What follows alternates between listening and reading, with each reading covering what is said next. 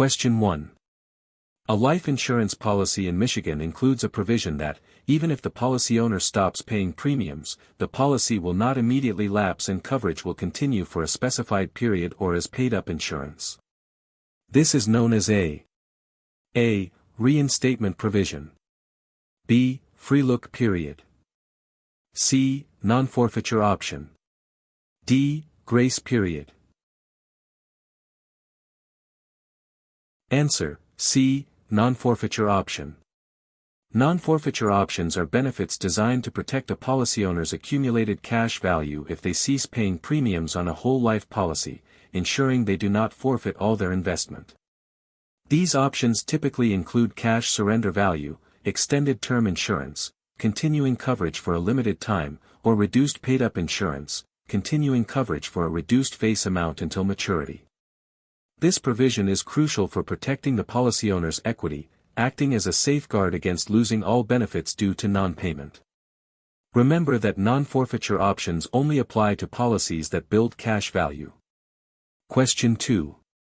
An individual licensed as a life insurance producer in Michigan decides to offer variable life insurance products. Which additional requirement must this producer meet? A. Obtain a separate Michigan variable life insurance license. B. Register with the Financial Industry Regulatory Authority, FINRA. C. Complete an additional 40 hours of continuing education annually. D. Secure a specific bond for variable product sales. Answer: B. Register with the Financial Industry Regulatory Authority, FINRA. To sell variable life insurance products in Michigan, a producer must not only hold a valid state life insurance license but also possess a securities license, which typically requires registration with FINRA, Financial Industry Regulatory Authority, and passing the appropriate FINRA exams. Variable products are considered securities because their cash value and death benefit fluctuate based on the performance of underlying investment subaccounts, distinguishing them from traditional fixed-value insurance products. This dual licensing requirement ensures that producers are knowledgeable about both insurance and securities regulations, protecting consumers from unsuitable recommendations. Always remember that variable implies a securities component. Question 3. Under a Michigan life insurance policy, if an insured misstates their age, what action will the insurer typically take when the misstatement is discovered? A. The policy will be voided, and all premiums returned. B. The policy's death benefit will be adjusted to an amount that the premiums paid would have purchased at the correct age. C. The policy will be continued at the original face amount, but future premiums will be increased.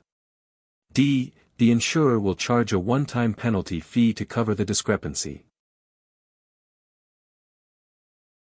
Answer: B. The policy's death benefit will be adjusted to an amount that the premiums paid would have purchased at the correct age. The misstatement of age provision in a Michigan life insurance policy ensures that if the insured's age was incorrectly stated on the application, the insurer will adjust the death benefit to what the premiums paid would have purchased at the insured's correct age, rather than voiding the policy. This provision protects both the insurer from adverse selection and the insured from losing coverage, maintaining the principle of actuarial fairness. It allows the contract to remain in force, simply adjusting the value to reflect the true risk exposure, so remember that misstatement of age almost always results in a benefit adjustment, not policy avoidance. Question 4. An insured in Michigan has a whole life policy and needs immediate cash for an emergency. They decide to take a loan against their policy's cash value.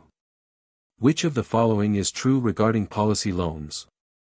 A. Policy loans are considered taxable income to the policy owner. B. The interest rate on policy loans is fixed at 5% by Michigan law. C. If the insured dies with an outstanding loan, the death benefit will be reduced by the loan amount. D. Policy loans require collateral separate from the policy's cash value. Answer: C. If the insured dies with an outstanding loan, the death benefit will be reduced by the loan amount. When an insured takes a loan against their life insurance policy's cash value in Michigan, the loan reduces the policy's available cash value and, if not repaid, will be deducted from the death benefit when the insured dies. Policy loans are not taxable income to the policy owner because they are considered a withdrawal of the policy owner's own money, not a distribution of earnings. This feature allows access to cash without terminating the policy, providing liquidity while ensuring the primary death benefit remains. Keep in mind that a policy loan is essentially borrowing your own money, and any outstanding balance simply comes out of the future payout. Question 5. A Michigan life insurance producer replaces an existing life insurance policy with a new one. Which of the following actions is the producer obligated to take? A. Obtain a signed statement from the applicant acknowledging the replacement. B. Advise the applicant to surrender the existing policy before the new policy is issued.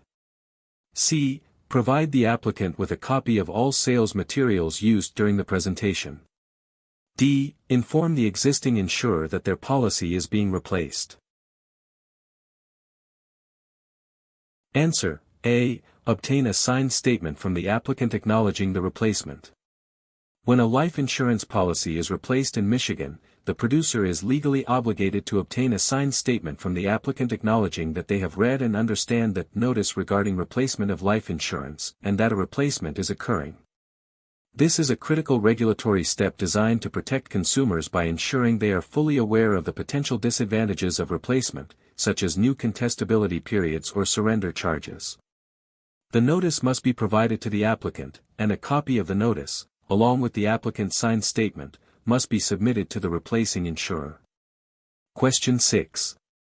All of the following are typically considered settlement options for a life insurance policy in Michigan, except A. Lump sum payment.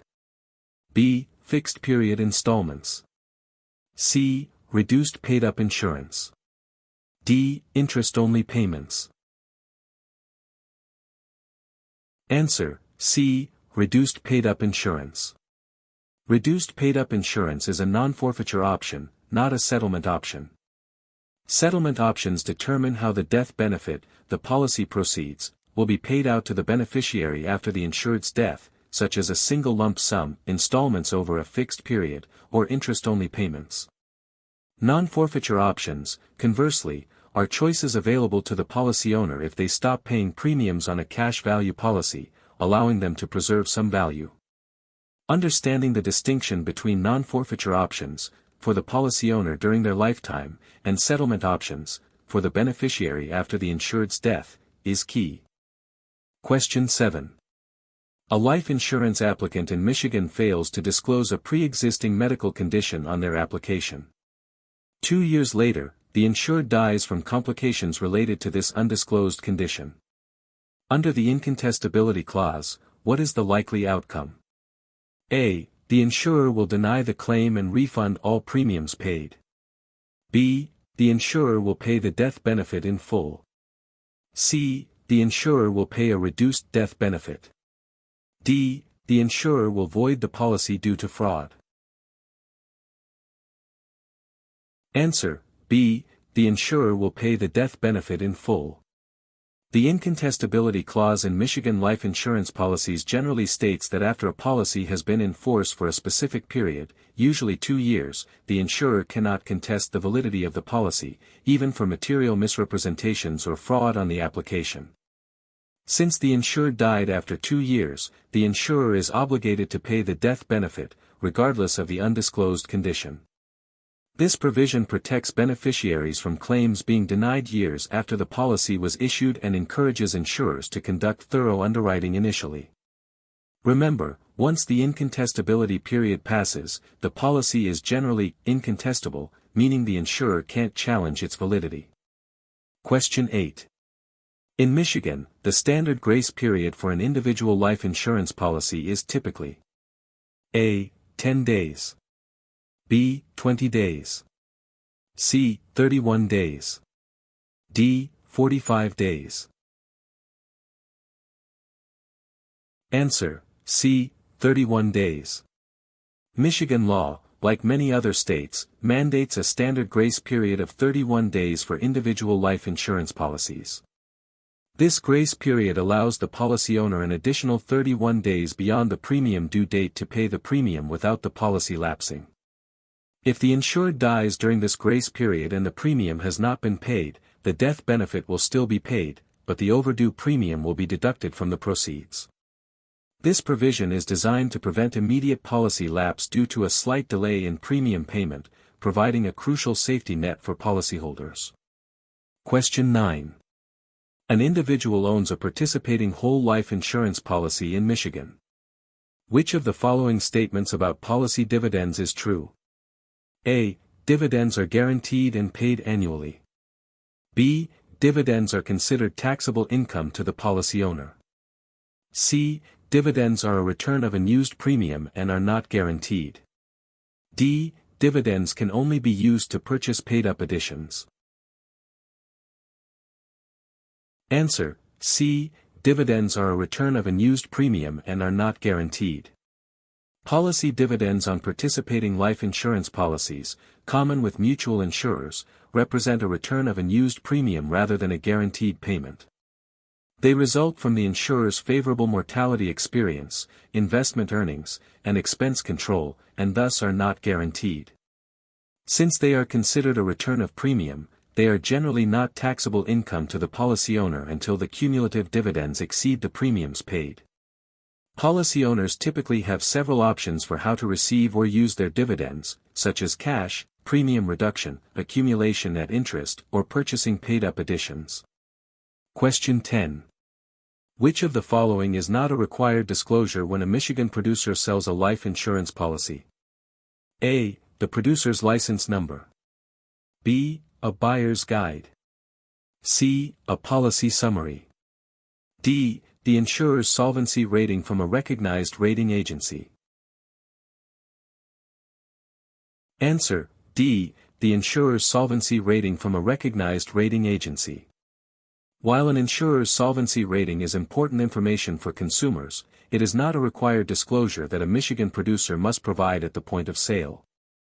Required disclosures typically include the producer's name and license number, a buyer's guide, which provides general information about life insurance, and a policy summary, which details specific policy features, premiums, and benefits.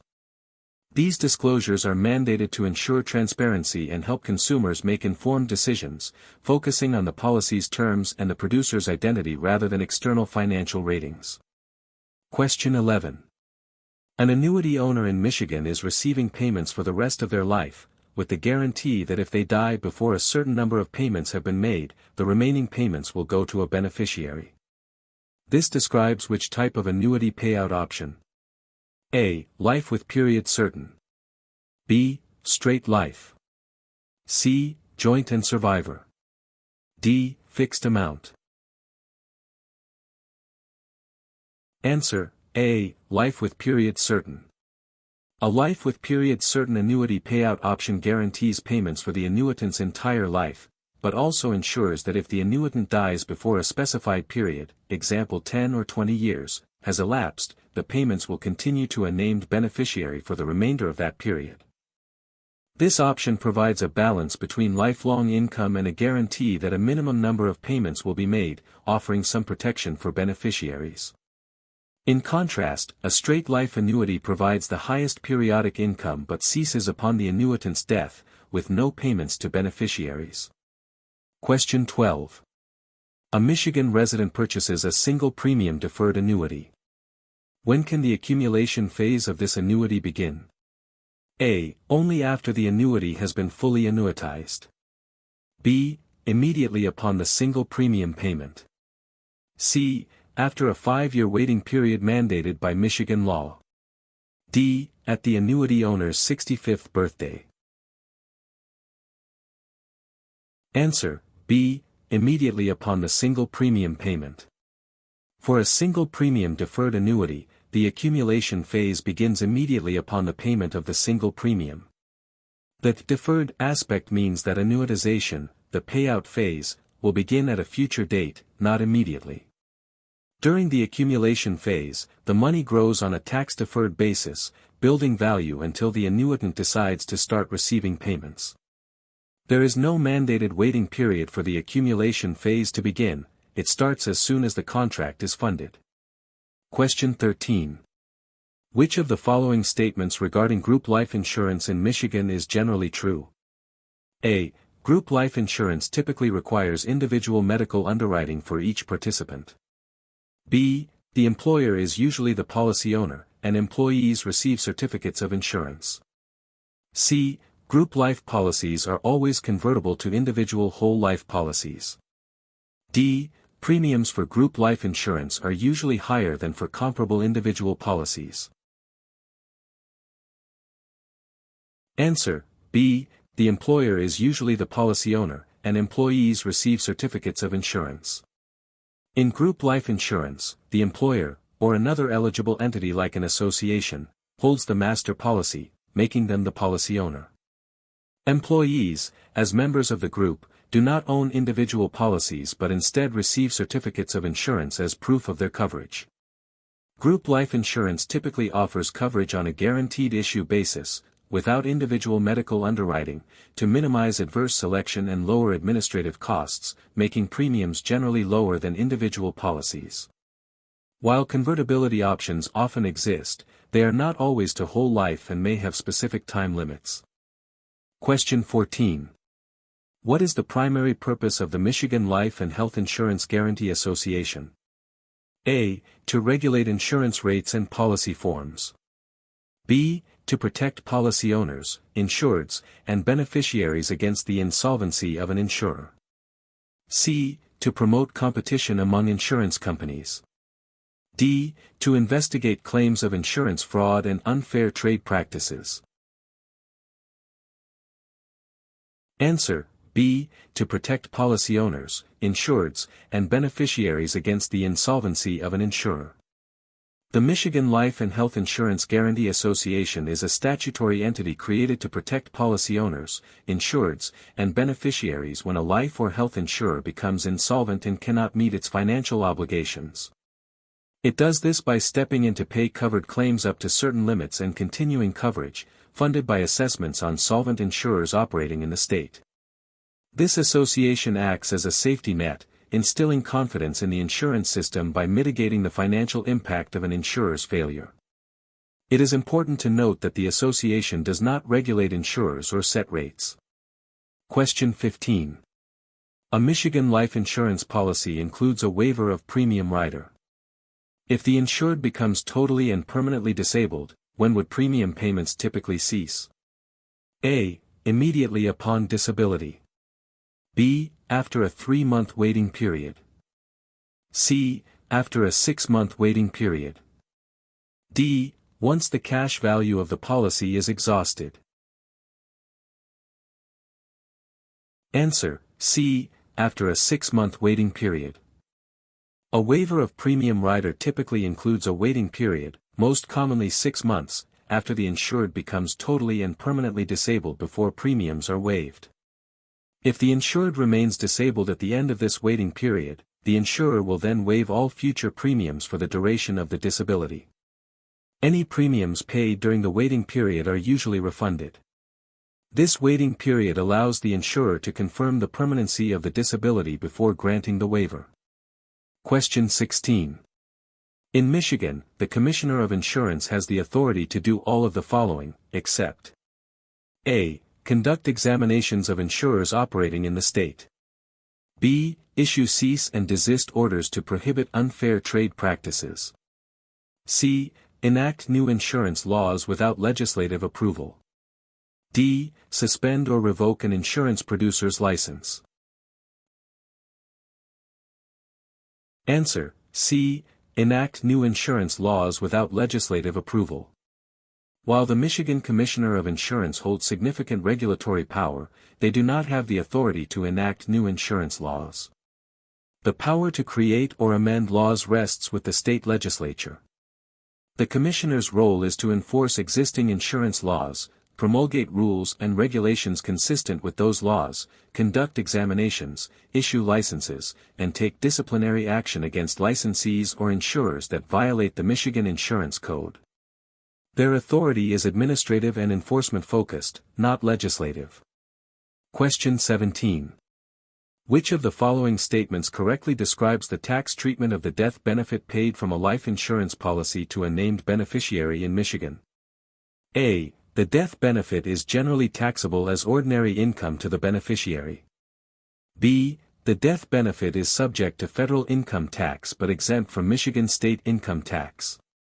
C. The death benefit is generally received income tax-free by the beneficiary.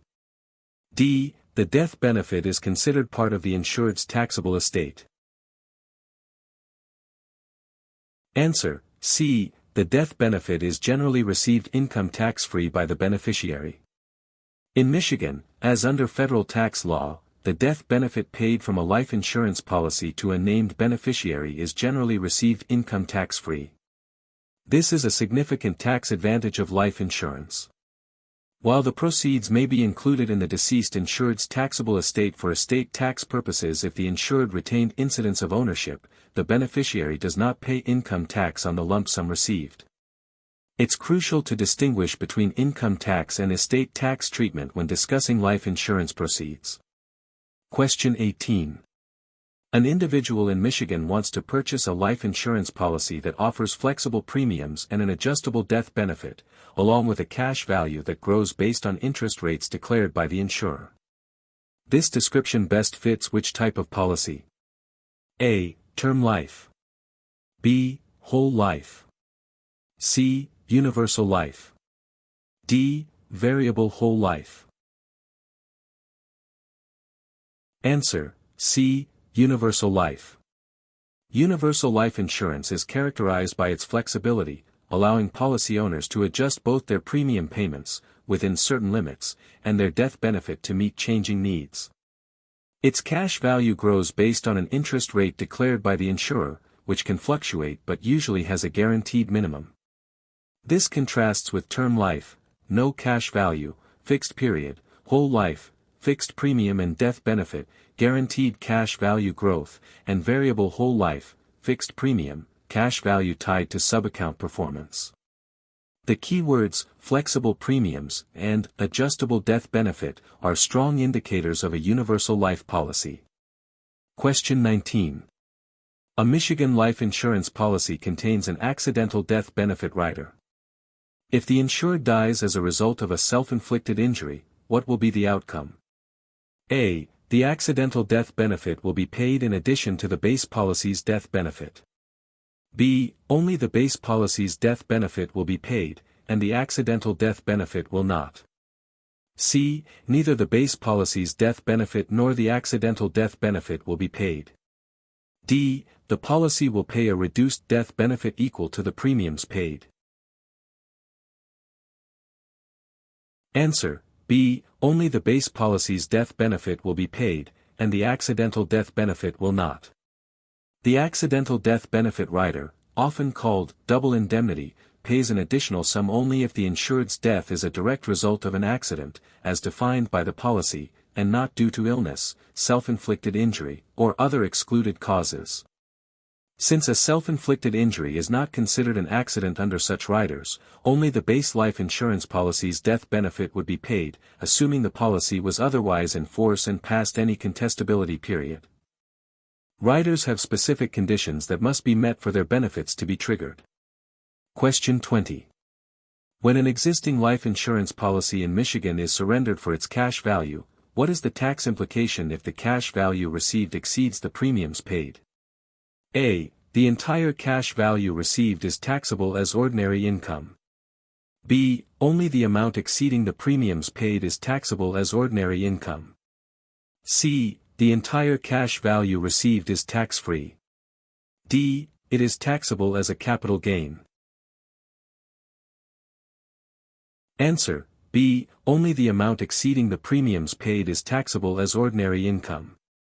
When a life insurance policy is surrendered for its cash value, only the amount by which the cash value received exceeds the total premiums paid, the cost basis, is considered taxable income. This excess amount is taxed as ordinary income, not capital gains. This principle, known as the cost recovery rule or basis rule, states that you can withdraw your own money, the premiums paid, tax-free, but any gain on that money is taxable. This is a common point of confusion, so remember that only the gain or profit over what was paid in is taxed. Question 21. A Michigan resident, age 70, purchases a single premium immediate annuity. When would income payments typically begin? A. After a 3-month waiting period. B. After a 1-year waiting period. C. Immediately or within 1 year of purchase.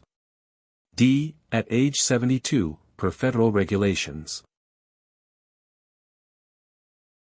Answer: C.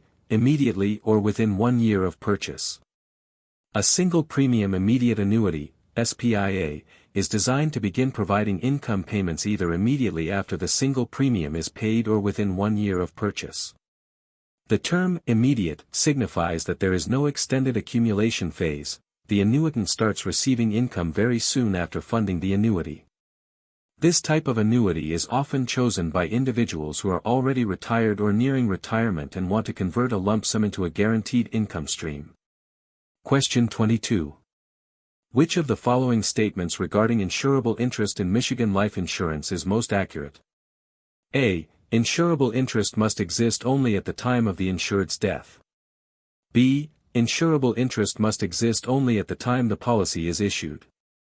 C. Insurable interest must exist at both the time of policy issuance and at the time of death. D. Insurable interest is not required if the beneficiary is a family member. Answer: B. Insurable interest must exist only at the time the policy is issued. For a life insurance policy to be valid in Michigan, insurable interest must exist at the time the policy is issued, at the inception of the contract. This means the policy owner applying for the coverage must have a reasonable expectation of suffering financial hardship if the insured dies. Once the policy is issued, the insurable interest does not need to continue for the policy to remain valid. This prevents individuals from taking out policies on strangers purely for speculative purposes. For example, a spouse has an insurable interest in their partner, or a business in a key employee, at the time the policy is created. Question 23. A Michigan life insurance policy has a 10-day free look provision. If the policy owner returns the policy within this period, what is the insurer's obligation? A. To refund the entire premium paid. B. To refund the premium less any administrative fees. C. To apply the premium towards a different policy. D. To void the policy but keep the first month's premium. Answer: A. To refund the entire premium paid. The free look provision, also known as the right to examine period, allows a policy owner in Michigan to return a newly purchased life insurance policy within a specified number of days, commonly 10 days for most life policies, though longer for some, like variable or senior policies, for a full refund of the premium paid. This provision is designed to give the policy owner time to review the policy terms and ensure it meets their needs without financial penalty if they decide to cancel. It's a consumer protection feature that ensures satisfaction with the purchase. Question 24. A producer in Michigan advertises a life insurance policy using a misleading illustration that projects excessively high non-guaranteed values. This action is considered an example of A. Rebating. B. Twisting. C. Unfair discrimination. D. Unfair marketing practice. Answer: D. Unfair marketing practice. Using misleading illustrations or advertisements that misrepresent policy benefits, values, or terms is a form of unfair marketing practice under Michigan insurance law. Such practices deceive consumers and are prohibited to ensure that all information presented by producers is accurate and transparent. Rebating involves offering inducements not specified in the policy, twisting involves inducing a policyholder to lapse or surrender an existing policy to buy a new one to the policyholder's detriment, and unfair discrimination involves treating individuals unfairly based on certain characteristics. Question 25. An applicant for a life insurance policy in Michigan pays the initial premium and receives a conditional receipt. If the applicant dies before the policy is issued but after the medical exam, and the insurer would have issued the policy as applied for, what is the usual outcome? A. No coverage exists, and the premium is refunded. B. Coverage is in force from the date of the application or medical exam, subject to policy terms. C. Coverage is denied because the policy was not formally issued. D. The insurer is obligated to issue a modified policy with a reduced death benefit. Answer: B. Coverage is in force from the date of the application or medical exam, subject to policy terms. A conditional receipt provides interim coverage from the date of the application or completion of medical exams, provided the applicant was insurable as applied for, i.e., would have been approved by the insurer's underwriting standards. If the applicant dies during this period, and they would have qualified for the policy, the death benefit is usually paid as if the policy had been issued. This protects the applicant by ensuring coverage during the underwriting process, bridging the gap between application and policy issuance. Remember that the conditional aspect means coverage is contingent on the applicant being insurable.